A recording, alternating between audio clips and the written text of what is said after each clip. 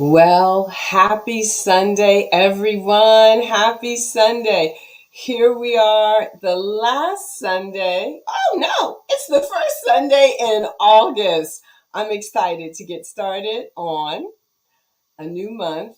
However, it is the last Sunday in our summer season, and we have a very special show for you today. I'm going to go ahead and get our countdown started, and we're going to see who's going to join us on this Sunday morning.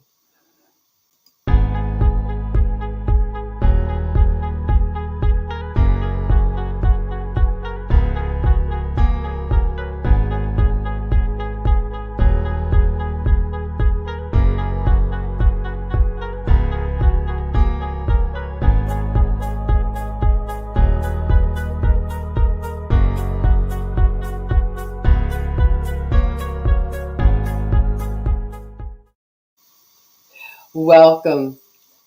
You are here with us at Weightless in Mind, Body, and Spirit with yours truly, Dr. Carol Penn, triply board certified in family medicine, osteopathic manipulative medicine, and obesity medicine. I am also your master movement meditation and mindset coach, three-time best-selling author. So proud of my book, babies, Meditation in a Time of Madness, a guidebook for talented teens, tweens, their parents, and guardians who need to thrive, and my journal, Meditation in a Time of Madness, a 90-day journal for grown folks who really want to just, capture their purpose in life and move and live and breathe and have their being insane.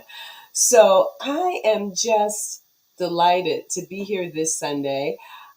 I can't think of a better guest than the superstar guest that you are about to meet this morning, my friend, Dr. Donna Hamilton. Oh my goodness. Oh my goodness. We did meet in the Business Academy of the Medical Moguls. We share in common a business coach, the wonderful, the magnificent Dr. Dre on Birch. And from just the day one, when I went to that first conference, people kept saying, "Oh, you're Dr. Donna's mini-me. You're Dr. Donna's mini-me." And I was like, well, I need to meet this Dr. Donna. And sure enough, we did meet. And I have to tell you, whenever I am in the presence of this gifted human being, sparks fly. The connection, the consciousness is so elevated. So it is indeed my delight to be able to bring her forward on this platform today. It is also my honor that she's carved out some time out of her busy schedule to be here. And so before we get started, before I go ahead with the formal introduction, as always, please let us know who's here in the audience. I see people are gathering. Go ahead, put a shout out. Use your taglines, hashtag Meditation Nation, hashtag Beloved Community, and let us know that you are here so I can say hello to you, so I can welcome you. And as always, we want to be lively, we want to be engaged, we want to be interactive. Remember that sharing is caring. You know, you got some folk on Sunday morning that needs to go from stuck to unstoppable, that might need to understand the definition of trauma. That word is just being thrown around a lot lately. And as always, the information here is for educational and informational purposes only.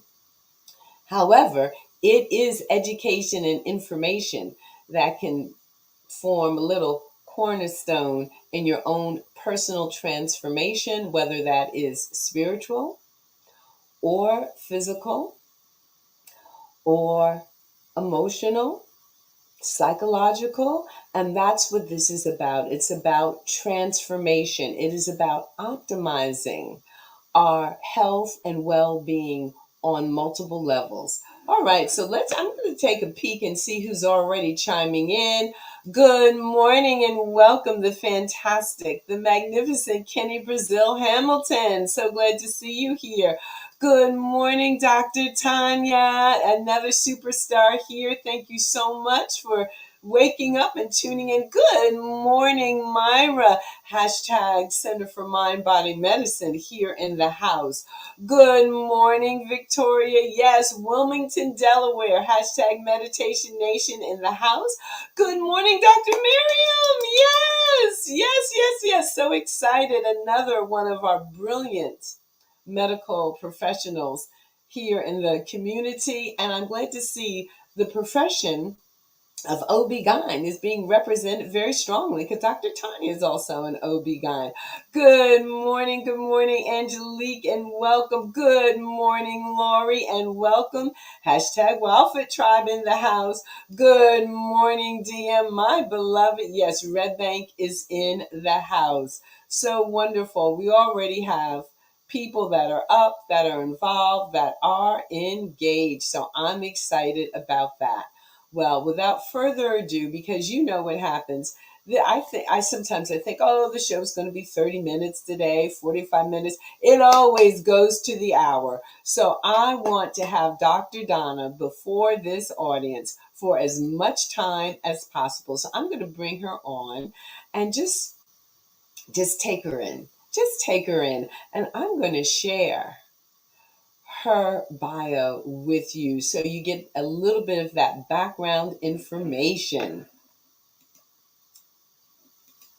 Hey, there she is. Good morning, everyone. Yes, Jersey in the house. We're both Jersey girls. Yes. Got to claim that. So, physician, trauma informed well being strategist. You hear that sentence? I love it. Media figure and 4-time best-selling author Donna L. Hamilton, MD, is one of the most innovative health promotion voices in the United States. A trailblazer, Dr. Donna moved beyond her white coat and stethoscope so she could teach what it really means to be healthy. And she did it at a time when almost all other physicians were limiting their services to traditional clinical settings. Can I say hashtag trailblazer? A retired board certified pediatrician, Dr. Donna quickly learned that the key to achieving optimal health in children was to first optimize the health of the adults in their lives. This prompted our health pioneer to embark on a new path toward improving the health of our society. She now uses her expertise to teach adults how to become healthier using holistic and trauma informed strategies. An engaging and dynamic international speaker and consultant, Dr. Donna presents health and well-being seminars, workshops, and strategy sessions at conferences and workplaces. Her work has supported many organizations, including some on the Fortune 100 list. She has been featured in numerous media outlets, including ABC, CBS, NBC, Fox, NPR, Fortune, Investors Business Daily, Inc., American Express, Open, MSNBC, Yahoo, More Magazine, Ebony, and Self magazines. Her participants learn practical tips and tools that inspire them to move forward and function at their best in mind, body, spirit, and life. Let's welcome Dr. Donna as we prepare to receive practical pearls of wisdom for improving our health and well-being. So, yay! Thank you. And welcome. All right, look, we have Dr. Yvette in the house. Hey, Dr. Dr. Yvette. Yvette. We love you, Dr. Yvette. Yes, another trailblazing international speaker. So, a powerhouse of an audience. Good morning and welcome, Patrick. So, I'm so delighted to see that my colleagues from the Center for Mind Body Medicine are also here as well. So this is all so exciting. And you and I can get going and we could just talk for hours. For hours. And most recently, we shared the platform at a conference, a live with real people in the same room conference, License to Live, with our colleague, Dr. Jarrett.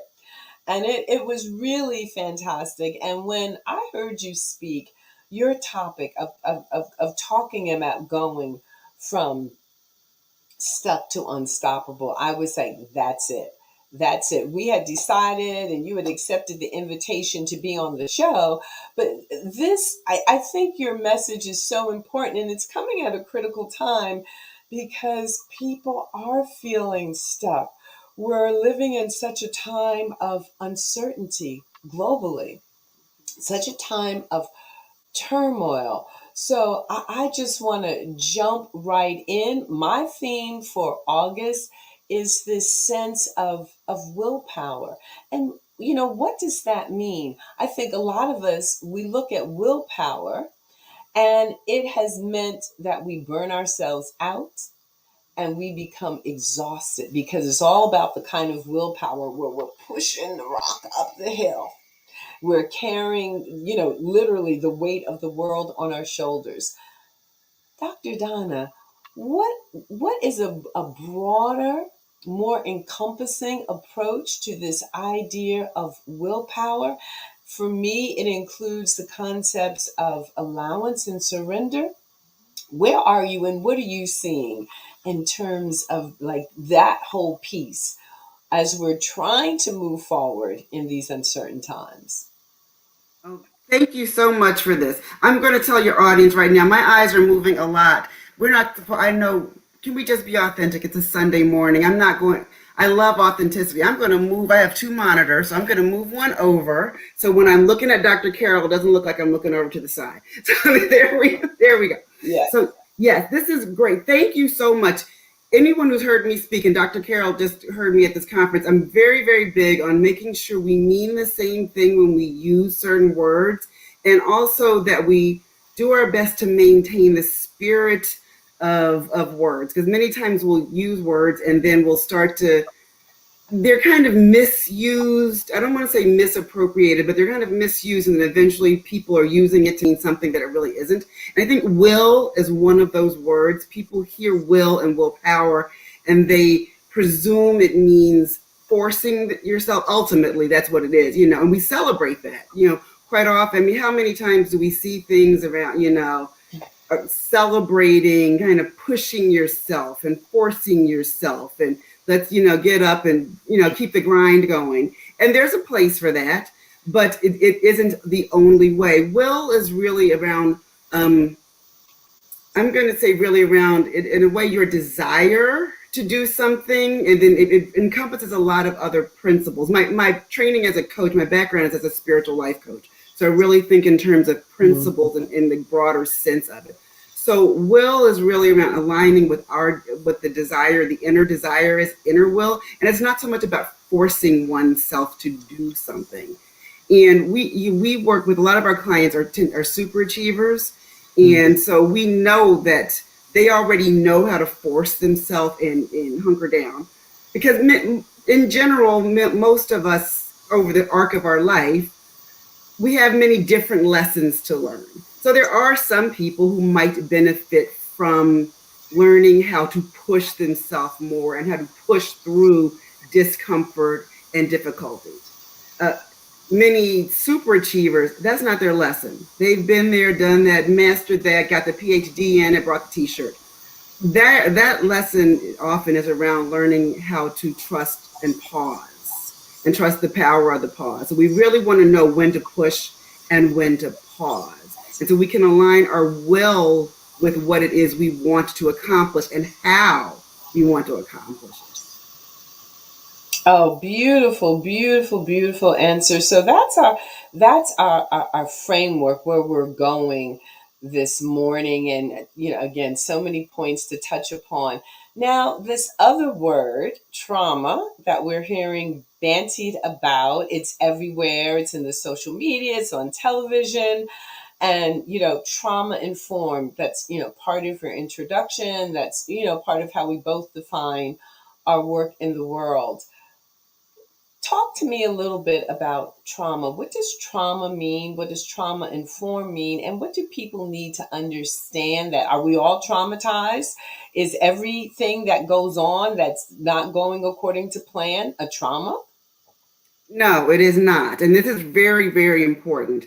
A lot of times people will use a word that has a very specific connotation, and they'll start to use it kind of as a vernacular. And that sometimes that's fine, but other times that can be dangerous, particularly with a word like trauma.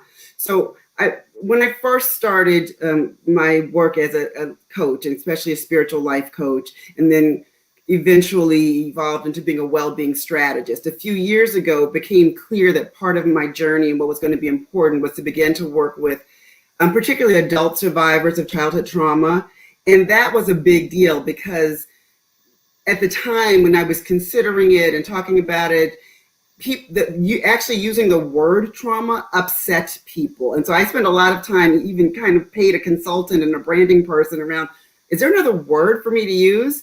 And now people are talking about it all the time, which I think can be a plus, but we have to be careful because people, if they start to water it down, use it too cavalierly, that can be dangerous, especially for people who have experience of frank trauma. So there are a lot of different definitions for trauma, and we'll talk about trauma informed later because that's another one that's really being used, and we want to be really careful because that truly something trauma informed has very specific qualities and characteristics. But trauma in general, and we won't go into the formal definitions. At conferences, I'll put up a slide so people can read it. But we can talk about a few of the attributes of something that truly is a trauma. First thing is not every upset is a trauma. Some upsets are upsets. Now trauma, there's formal definitions for physicians from the DSM-5. And then there's, so the Substance Abuse Mental Health Society has one. But some of the key attributes that make a trauma an actual trauma is that the person experienced it as a harm. And many times, either they thought they were going to die or have a severe injury, or a loved one may have thought they may die or have a severe injury, someone they know.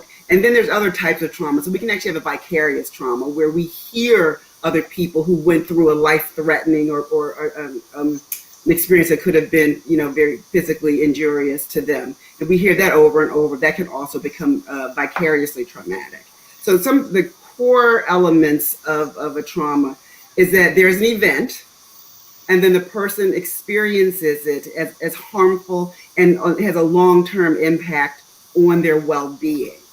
So there's an event, there's the experience of it, then the effect of it is that it was harmful and has a longer impact on their well-being.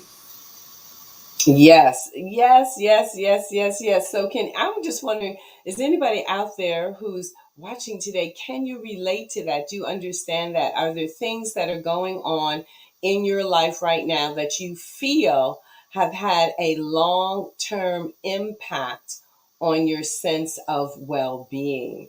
Because I think understanding this is a part of understanding what we need to do in terms of going from stuck to unstoppable. Is there something that has occurred or is occurring that's having a long-term impact on my well-being? I know for many people right now, it's the obvious in terms of with the pandemic, and I'm hearing people right now talking about, you know what? I feel what we're going through right now is worse than when the shutdown occurred a year ago because I just don't know. I don't know what to do. I kind of accept it, being able to be in and limiting my activities. And now this, I'm just, wondering, what's going to happen in the places, do I wear my mask? Do I not wear my mask? Am I going to be able to go back to work? When I go back to work, is the workplace environment going to be safe? Oh, am I going to be able to get a booster shot? Do I need a booster shot? So these are the kinds of conversations that I'm hearing, as well as people I'm just tired of this. I'm tired of this. And also that vicarious trauma where even if they haven't had a loved one transition due to COVID or other causes, just being aware of people who have and knowing someone who has, and I think everyone knows someone who has gone through this process of loss and grief around this virus. Are you seeing that in your interactions? Absolutely, absolutely. So I think it's important when we're considering it, because sometimes people, back to what we were saying in the beginning, sometimes people hear trauma, then they feel traumatized by the idea of trauma. So we want to, one, have people, support people in perhaps not fearing that, but also then not labeling themselves. So when we talk about it again, everything you described, those are they can be upsets and they can end up being traumatic, but they aren't necessarily traumatic. They are life experiences that can lead to some fear and some upset and some anxiety, but it doesn't necessarily mean that it's having a harm. It's harmful to you. Now, with that said, some people it is, because some people are quite literally fearing for their lives, which fits the more traditional definition of a trauma. They're fearing for their lives, the lives of their loved ones. And so that's where we get into something where we may have a much longer term effect. So yes, I saw that. Now maybe not as much fear about the unknown, but I think that might be starting to rev up as people are hearing more and more about the Delta variant and how infectious it is. And so we may have another wave of people who are shifting from just a kind of frustration of the unknown, and maybe a little fear of the unknown, to again frank fear for their health and safety and well-being. And that's when we get more into something that could possibly be a more traditional traumatic experience. And what about people who, again, are having reactions to our political climate, to our racialized trauma? Because I'm also hearing those conversations. That's absolutely that there are a lot of different categories of trauma, and racial trauma, generational trauma. That's a big one, because that's something that impacts a group of people over time, and that's been big, especially last summer. A lot of those wounds were opened, and just for some people, that even though it was painful, but for some I think it actually was validating, because it was able to give voice to the pain that was there. A lot of times people don't have the words to put on, or they feel like they're suffering and other people don't understand it. So at least now we are having a discussion, and some people are now hearing or seeing other people articulate what they had been feeling alone. So that, I tend to be someone, mindset is everything, which I know your audience knows. And so it's important for us to look at perspectives, not in a Pollyanna sort of way. Let's get that very clear. One thing that I saw last year, which was very concerning to me, there was a kind of a positivity backlash. And that was a bit concerning to me, because people were like, just let me be in my feelings, damn it. And that's, we want, you know, and that's important. We want to give all of our feelings and emotions airtime. So we don't want toxic positivity. We want authentic positivity. And so when we look at do a perspective shift, it's not about trying to make ourselves feel happy. It is looking at a whole myriad of ways that we can interpret something. And that can be very helpful, because that can shift someone from feeling disempowered to empowered. And that's very important. And when we talk about being trauma informed, empowerment is one of the core principles. And so that's why perspective is important. So even when something very difficult happens, we can look at the whole piece of it and say, well, even though this was upsetting and sad, I can find some hope and optimism as well. So to your point, you talked about a lot of political experience. That happened this week when we saw the officers, the very brave officers, testifying. Full disclosure, one of those brave officers is my family member. So yes, I am biased. I also like to say I can be biased and correct. So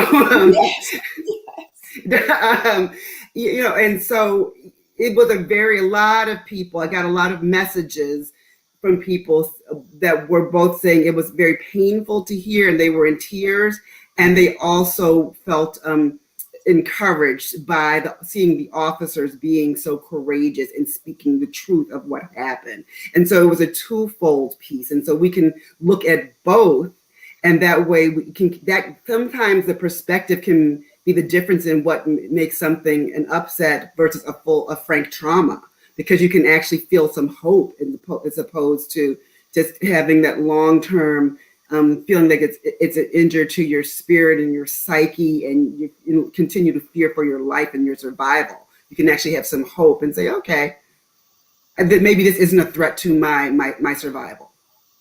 I love what you said, and so does one of our viewers. Bias and correct.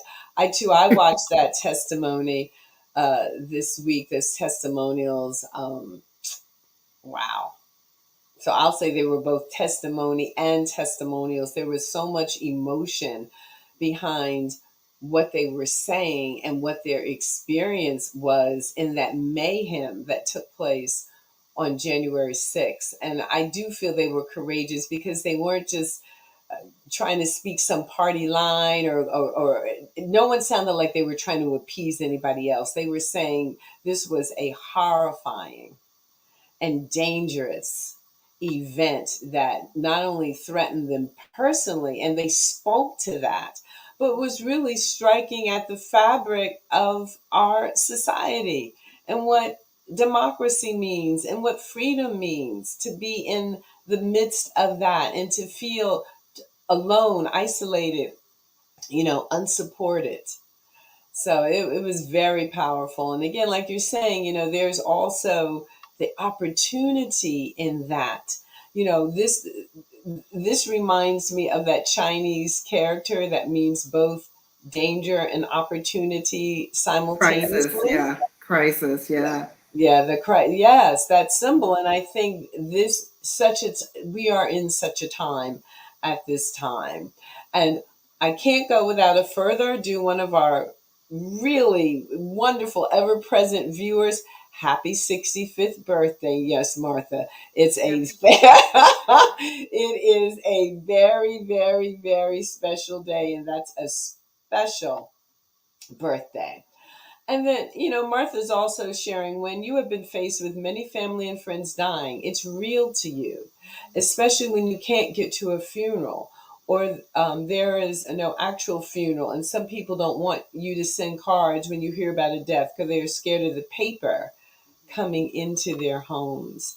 And I think that's when it crosses over into trauma, right? What Martha's talking about. And we're also, and I know with your background as a spiritual life coach, speak to a moment about what she's talking about when we can't do our usual rituals, which is to be able to gather in community as someone has made this transition from life to life beyond the veil. That's big. That's a real challenge that seems too watered down, because you're right, because we're dealing with people aren't able to grieve and process, and then, as we just saw so wonderfully described, and then it can be compounded by fear. So even when we want to do something to connect, when you're truly fearful that you might receive something that can then again be life threatening, you're right, that's when it can become traumatic. So you're really afraid when we're fearing for our lives that we have a long-term injury. That's when it's really difficult. The opportunity from this that we're all kind of been forced to is to find other ways to meet those needs. And that's challenging because we kind of have to do this dance.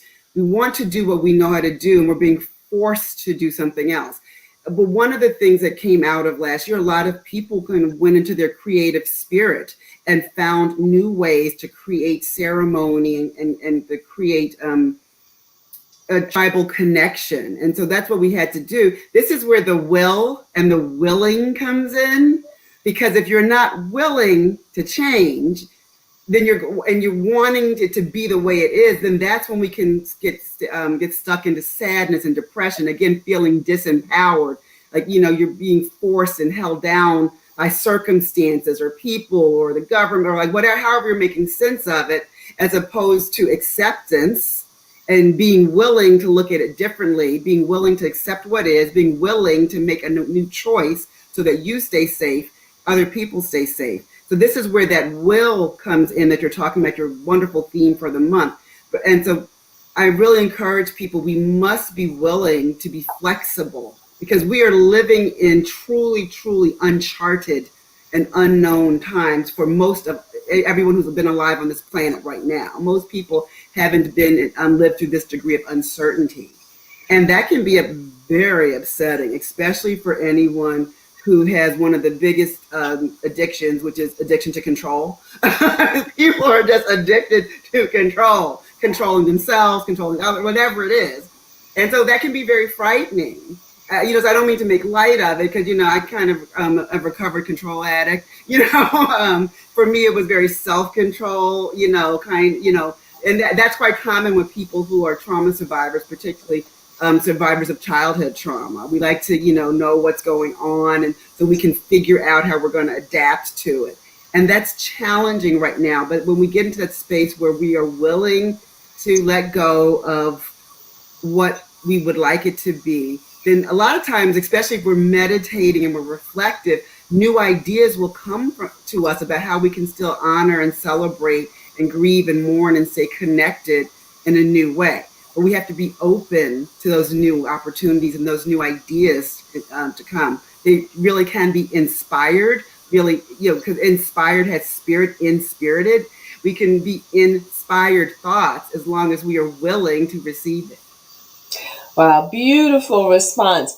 So, for the people that are listening and participating this morning, what are some steps or suggestions to help people get to the place where they are willing to change, willing to entertain new ideas, willing to create something new, to make a way out of no way in these uncharted territories? Because that's why I feel a lot of people are so frustrated. But that's not how we do it. I'm used to doing this, and they just get stuck in this whirlpool Mhm.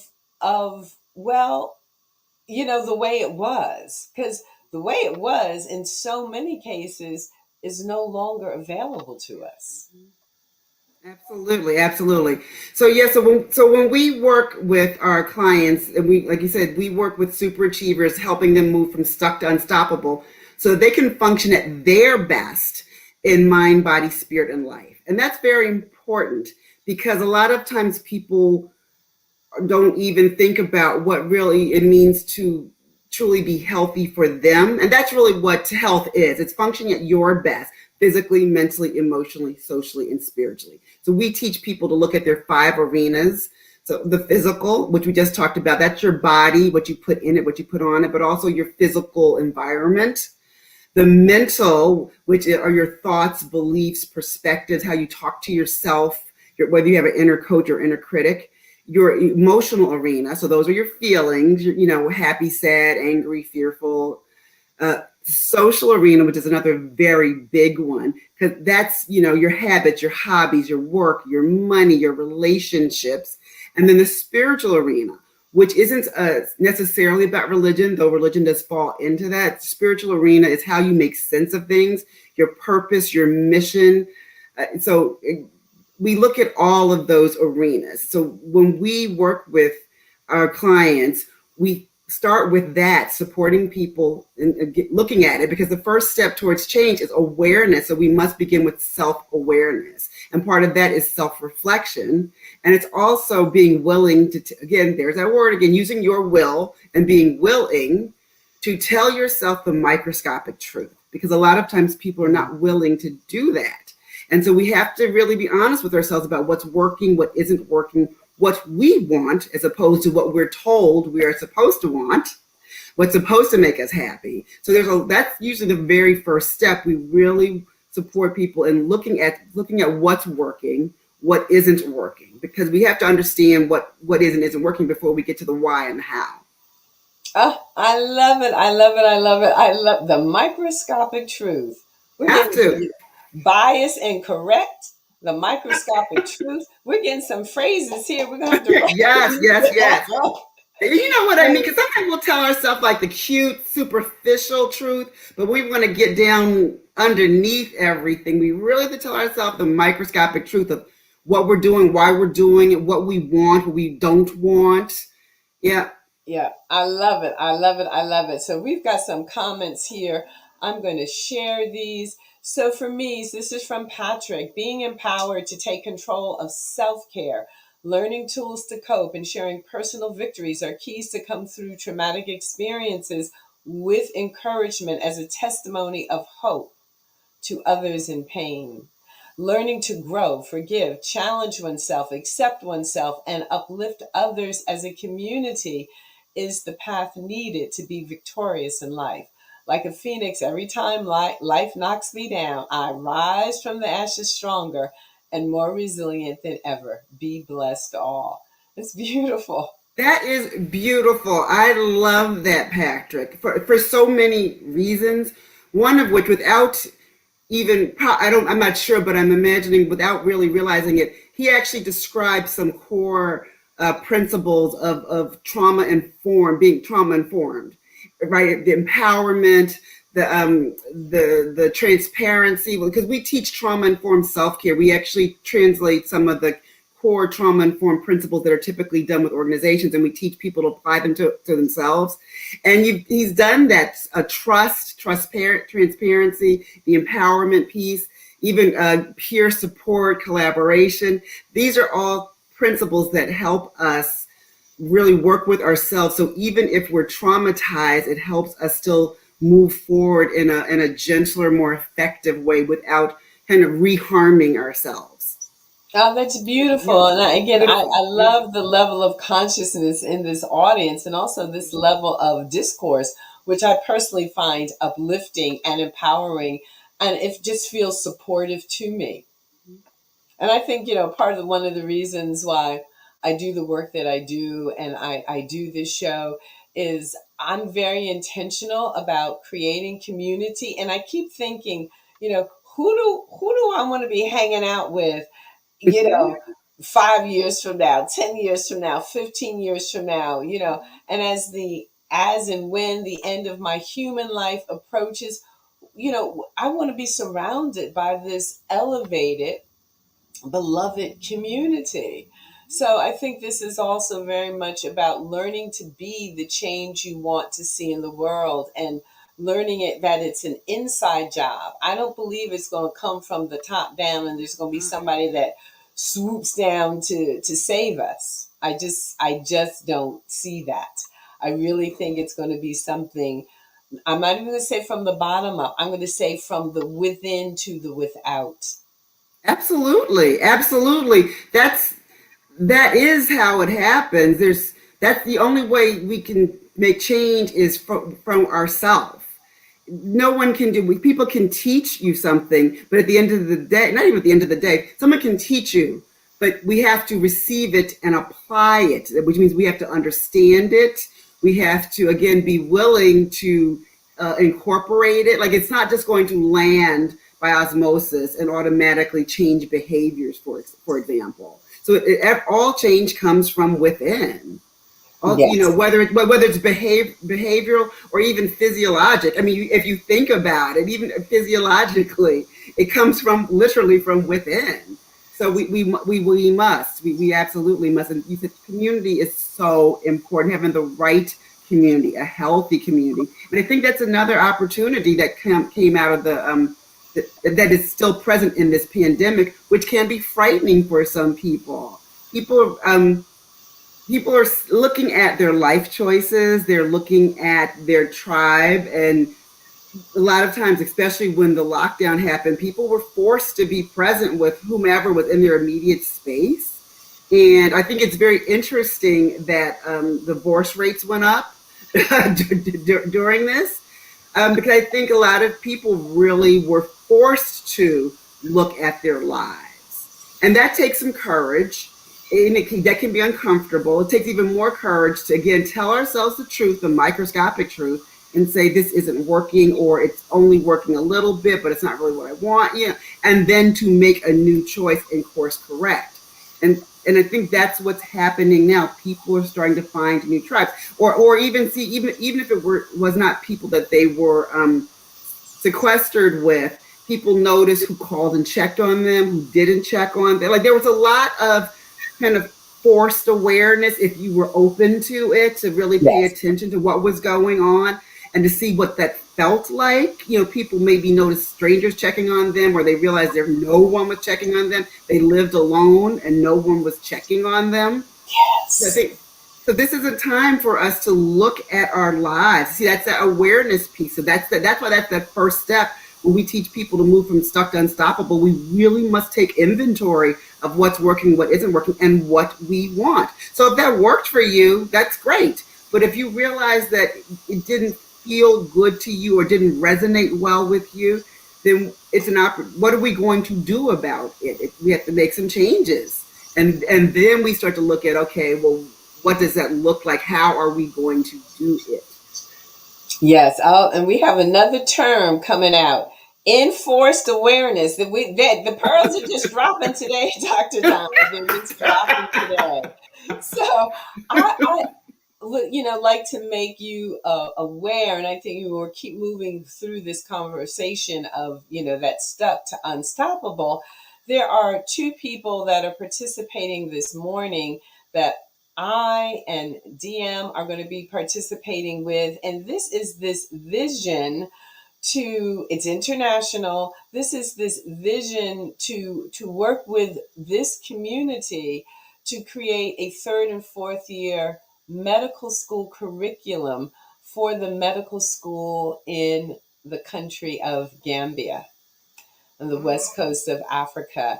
And I'm involved with, putting together some powerful people that I feel like, come on, we need to be lecturers at this medical school. And you're one of them, Dr. Danya. Thank you. Thank you. Along with Dr. Yvette, if she our Yeah. travel physician, and our Yes. emergency room expert. Hopefully she's still watching, since I'm calling her name, and I'm going to be calling upon her in the very near future. But Patrick is involved with that. And again, the perspective from the Center from Mind Body Medicine, as is Victoria. And Victoria is sharing here. So Victoria is she's from a medical family from the Gambia. She is also one of our nation's preeminent occupational therapists and one of a handful of occupational therapists who have a melanated skin. So Victoria is saying, I believe one's mindset and surrounding yourself with the people who can keep it real with you all the time definitely helps. Absolutely, absolutely. That's what we need. Keep it real with a balance of compassion. I like to add, because we go back and forth. Sometimes we have people keep it real, but they do it in a way that's harsh, and even if I don't want to say not loving, but doesn't feel loving. So this is one of those areas where we want to find a balance, and I think that's another thing that's coming out of this pandemic, where we have to find. Some people are finding they have to find that middle way of being. It's not either or, it can be both and there's a nuance. So you're right. So some people either they feel like, again, that toxic positivity, they just kind of tell you what you want to hear, or they think that they have to just kind of be the one to tell you all the stuff you don't want to hear. And we can do both with that, which is what Victoria is describing. You have a tribe that's surrounding yourself, they'll keep it real, but also really help uplift you while doing it, as opposed to just trying to tear you down or just trying to burst your bubble.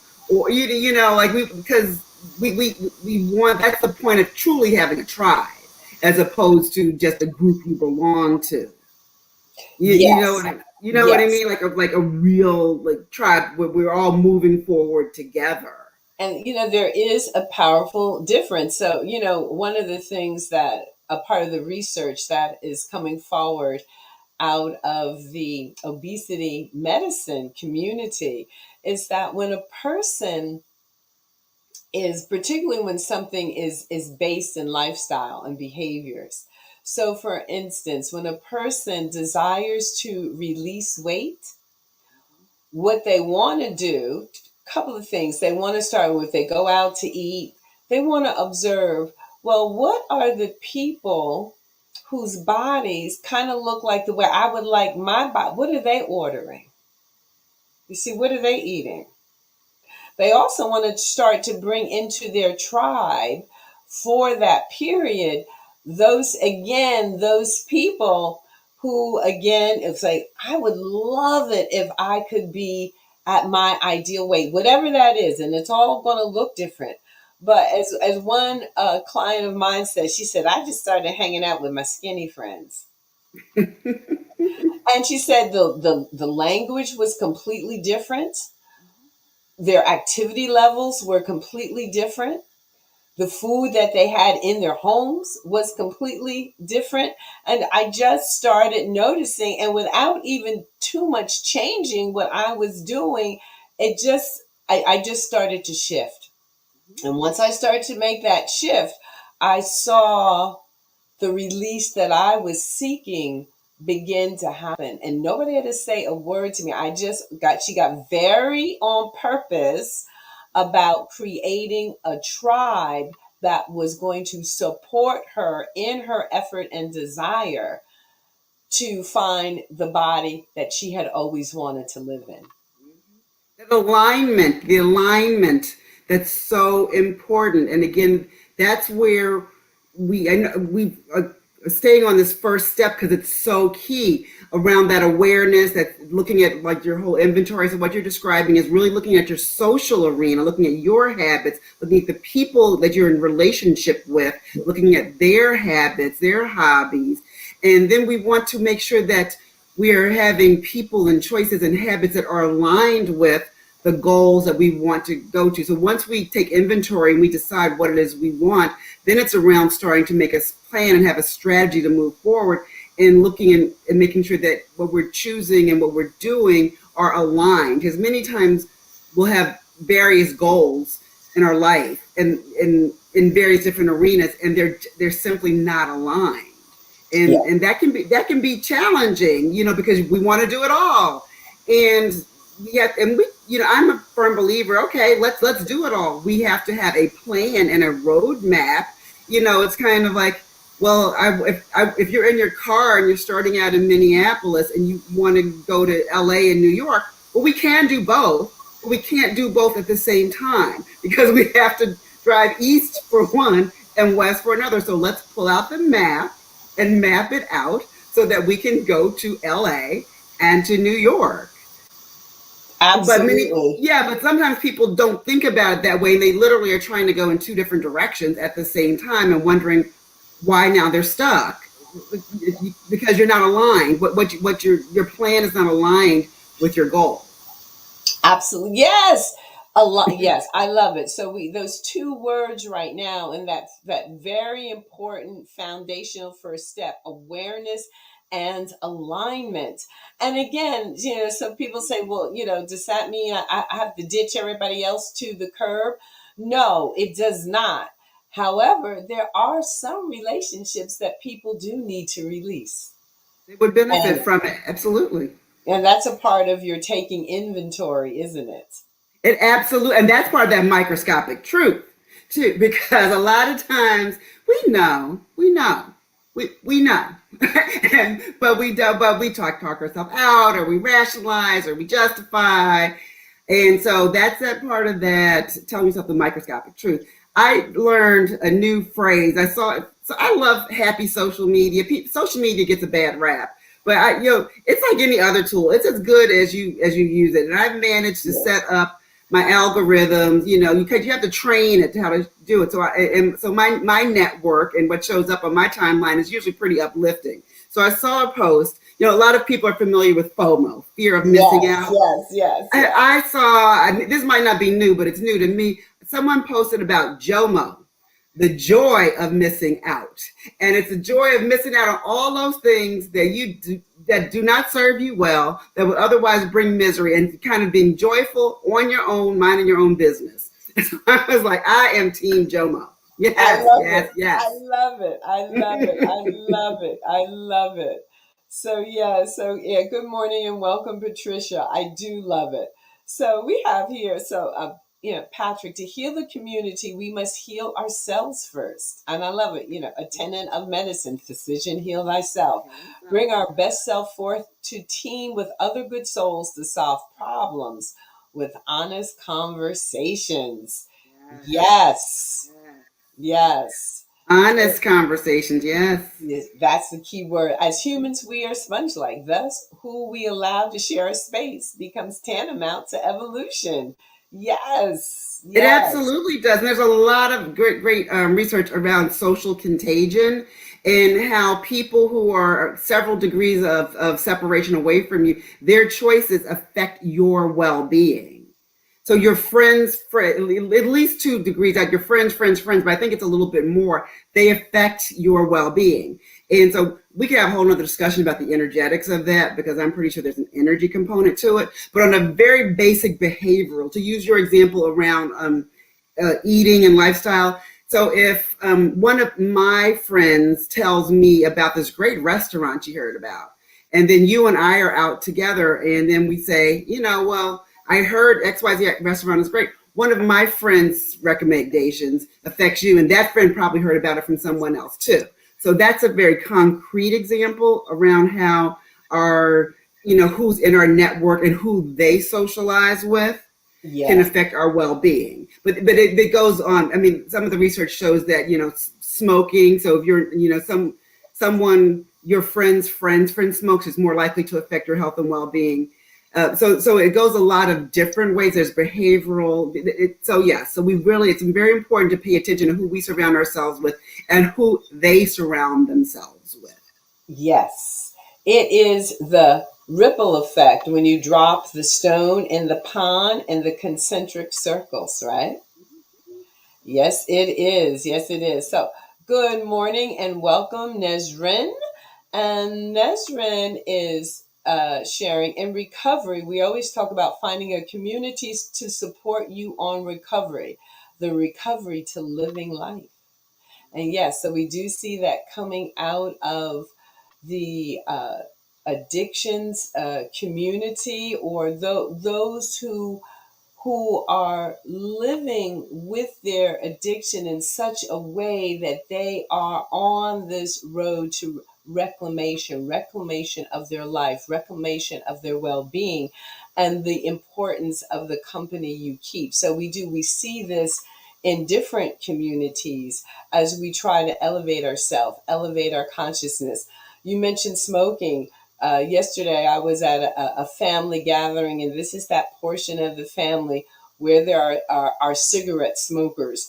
And one young lady was talking about needing to quit. Well, the person to the left of her lit up a cigarette. The person to the right of her lit up a cigarette. And in the middle of her talking about it, she reached and lit up a cigarette. And again, it was almost unconscious Mm-hmm. behavior where there was this social contagion that was occurring in the moment. Yeah, it's pretty powerful. I love Nesrin's point. This peer support is so important. It's actually one of the core trauma informed principles. So when we teach organizations around how to create trauma informed organizations, or when we teach our in my company, we do a lot of workplace well being. So we teach about trauma informed leadership, and with our individual clients, we also teach around the trauma informed self care. This idea of peer support, it's particularly important for people who are trauma survivors, having someone who has a similar experience. So depending on, whether we are dealing with organizations or trauma informed leadership or trauma informed self care, there's a slight nuance to what that peer support, what applying that principle looks like. But the takeaway for your audience can be peer support in general is important, and particularly if you know you are a survivor of a trauma. So and there's definitely an overlap in people who are in recovery from substance abuse. There's a significant percentage of people who are survivors of traumas, and often childhood traumas, abusive. And so it's helpful to be with people who have had a similar experience and who can support you on your recovery. Yeah, absolutely. So very important. Well, already, the hour is just flying by, and I just want to point out to our audience a couple of ways of staying engaged with Dr. Donna. Maybe you need to have her at your place of business. She is a powerful speaker. So many ways. And one of the ways is ask me at Manifest Excellence. We'll let that go ahead and scroll. Ask me at Manifest Excellence would be fantastic way to get in touch with Dr. Donna. So let me see if I can pull that up for us for sure. Yes, there it is. There it is. Ask me at Manifest Excellence. And the other thing, if you want to check out more, what her programs are. And so, listen, y'all, my guests have all been so generous. Shame on you if you don't take advantage of connecting with them. So this is where you can ask her a question. This is where, again, because there's certain people that you just want on speed dial, that you just want in your Rolodex, and say, I know her. You can also find out about her books. Maybe it is that this is the title that's missing in my library. I need to get this. The place where you could do that is at her website. Yes, go to manifestexcellence.com. And also, if people would like a nice resource to help them with their self care and to take inventory, go to manifestexcellence.com/choose you. CHOOSEYOU. And we have a nice guide that has some essential self-care habits, and it also has some tips and a nice worksheet to help you work through taking inventory about what you want to work on, some questions to ask your doctor when you go in for a checkup so that you can get your healthcare team to support you in your whatever your health goal is. So manifestexcellence.com is our website. If you go to manifestexcellence.com/choose you, we have a nice goodie there for you. Oh, thank you for that. Yeah. So take advantage of this, you all. Take advantage of this. This is important stuff. These are important. Again, when you think about, and I think about this all the time, who do I want in my community? Who do I want to know that knows somebody that knows somebody that knows somebody that is having either direct or indirect influence of me? So I'm trying to build this very intentional community that is multi layers deep, so that what I need for my life, as the tide is rising, all boats are rising, and I am constantly improving, constantly evolving, not devolving. And also remember, this show is available as a podcast, Weightless in Mind, Body, and Spirit. So if you haven't subscribed, go to wherever you subscribe and subscribe to this podcast. Go ahead and subscribe to my YouTube channel. Again, these are ways that we now have, because of technology, where we can build a beloved community, and we have free resources where we can go to on these places. If you have a friend that needs to hear this word, you could send the friend to this place. I want you to listen to, I want you to meet, I want you to be aware of. So let's keep all of the above in mind. Over on my YouTube channel, there is a tour de force of guided meditations. You're struggling with meditation? Go get you some guided meditations. Put them in your library so that you can enjoy, so you can power up, so you can fuel up. If, again, what you like to do is stay in that intellectual realm, listen to Weightless in Mind, Body, and Spirit. Somebody's arguing with you about the importance of connection and alignment. You could share this on Facebook, YouTube, or you could go have somebody listen to the podcast. This is what this is all about. So Dr. Miriam is saying wonderful. Nesrin is saying thank you. Christine is saying thank you for sharing. All right. So hey, we got 2 minutes. We gonna go. We got some loaded questions here. Wait, let's end with a bang. Yes, loaded. Do you believe we also play a key role in how things go in our lives? Shouldn't we also hold ourselves accountable by knowing our strengths and weaknesses, and being true to your authentic self instead of holding on to our representative selves because we feel we have to show that we are on top of things? Hey, well, there we go. Absolutely, that's what we were talking about. When we were talking about self-awareness, taking inventory of all your arenas and telling yourself the microscopic truth. That's what we were talking about, exactly that. You have to tell yourself the truth. And remember earlier in the conversation, we were talking about some people will benefit from learning how to push more and prove more, but others may benefit from learning how to pause. And I imagine in your community, that's probably it. They've mastered being able how to go out there in that world. But what makes it challenging for some people, for example, to let that go, ego attachment to how they define themselves, their work, what they put out there, what people think of them. So absolutely, I completely agree with that. We have to be, in order to be authentic, that means looking at all that stuff and letting go the stories we tell ourselves and the attachment to all the stuff, the ego attachment to how we define ourselves by our possessions and our job and our money, or even our friends. I mean, that's a whole nother thing, that when we're looking at building our tribe, to build one that truly nourishes us, our spirit instead of our ego. Ah, beautiful. So we're going to let Dr. Donna have the last word. And yes, thank you. Happy early anniversary. It's our wedding anniversary. So thank you, thank you, thank you. Yes, and so, and Patrick is saying, powerful show. Thank you for the great information and resources. Lori's saying, thank you so much for the information. Indeed, indeed, indeed. So listen, we're going to sign off. I'm going to have Dr. Donna meet me backstage for 2 minutes in the green room. We love you. This is the wrap up show for the summer. We will see you back here in September, where we will be kicking off new themes, new ideas, new and exciting. Yes. So yes, yes, yes, yes, yes.